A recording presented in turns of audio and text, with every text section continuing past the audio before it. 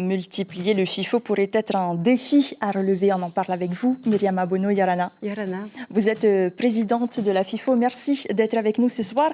Alors, est-ce qu'après 20 ans d'existence, réaliser plusieurs éditions dans une année ou exporter l'événement pourrait être un nouveau challenge pour l'organisation?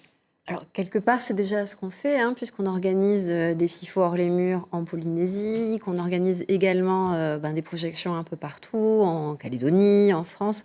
Alors, c'est vrai que le FIFO finit par manquer d'espace. Là, cette année, on a un programme extrêmement dense, mais je ne sais pas si toutes les équipes du FIFO sont tout à fait prêtes à se démultiplier. Mais c'est un objectif que vous pourrez vous fixer dans les futures années.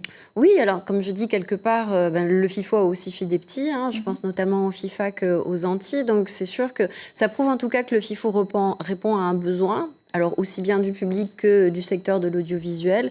Peut-être qu'il faut penser à l'étendre, peut-être qu'il faut penser aussi à densifier sa partie numérique. En tout cas, c'est ce qu'on fait maintenant depuis 3 ans. Donc il y a certainement des solutions.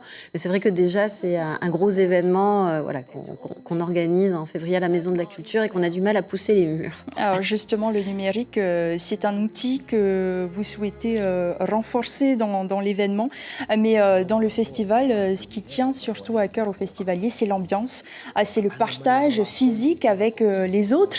Donc finalement, est-ce qu'il faudrait pas continuer aussi à privilégier l'événement en présentiel? Ah si, c'est essentiel pour nous et d'ailleurs on est très heureux cette année de pouvoir faire les deux parce que c'est d'abord le FIFO, c'est une histoire d'humain, c'est l'histoire d'humanité, de gens qui se rencontrent, donc c'est sûr que même si le numérique offre des possibilités, notamment de pouvoir projeter les films partout dans la région, ça remplace absolument pas la chaleur humaine, surtout que c'est nécessaire aux Océaniens. On le dit souvent, on a besoin de se parler, on a besoin de se voir.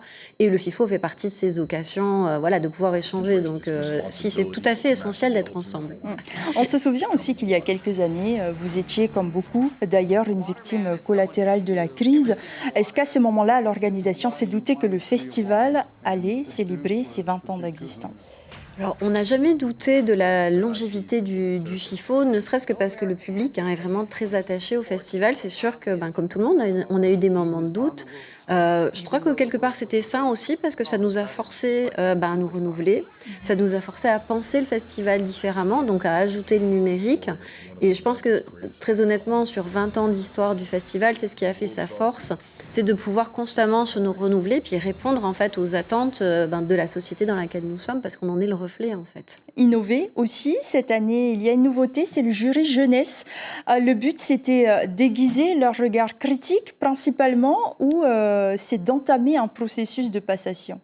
C'était les deux. C'était d'abord rappeler que le FIFO, l'air de rien, a vu grandir une génération. Les jeunes de ce jury sont nés en même temps que notre festival. Et on ne s'en rend pas toujours compte, en fait, mais beaucoup d'élèves, 7000 scolaires viennent chaque année au FIFO. Ils commencent à 12 ans, certains viennent jusqu'à la terminale. Et donc, c'est en fait toute une génération que le FIFO, quelque part, contribue à éduquer et surtout à leur donner des valeurs océaniennes, des valeurs communes. Donc, il y a vraiment, je pense, des prises de conscience.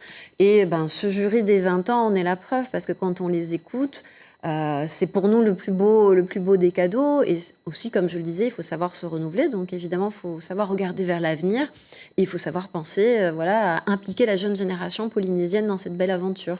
Pour terminer très rapidement, Myriam Abono, donc je le disais, 13 films sont en compétition cette année. Un seul film local, Motuhaka, le combat des marquises. Est-ce qu'aujourd'hui, on peut dire que la production locale peine encore ou est-ce que les réalisateurs ne répondent pas aux critères de sélection du FIFO? Alors, je pense que déjà, il y a deux choses qu'il faut prendre en compte. C'est que la production locale, et d'ailleurs, ce sera un des sujets cette année du FIFO, elle a aussi souffert de la crise sanitaire. Donc ça, forcément, il y a moins de films polynésiens ou peut-être qu'ils n'ont pas pu se faire de la même façon. Mais au contraire, de façon globale, le niveau en fait, des documentaires qui sont présentés au FIFO n'a cessé de croître et le niveau des documentaires polynésiens l'a accompagné. Donc je pense qu'au contraire, évidemment, on voudrait qu'il y en ait plus. Mais déjà, c'est vraiment un film qui a toutes ses chances et qui est voilà, une fierté pour nous tous. Donc je pense qu'au contraire, c'est quelque chose de très positif qu'il y ait un film polynésien. Merci beaucoup, Myriam Abono. Nous aurons l'occasion de reparler du FIFO puisqu'il démarre le 4 février. Il se tient jusqu'au 12 à la Maison de la Culture. Et pour vous qui avez 20 ans cette année, l'entrée est gratuite. Et enfin, sachez que Polynésie la Première se met aux couleurs du FIFO aussi en vous proposant chaque mercredi soir un film primé lors des précédentes éditions. L'information en continu sur Polynésie la Première, Internet et réseaux sociaux.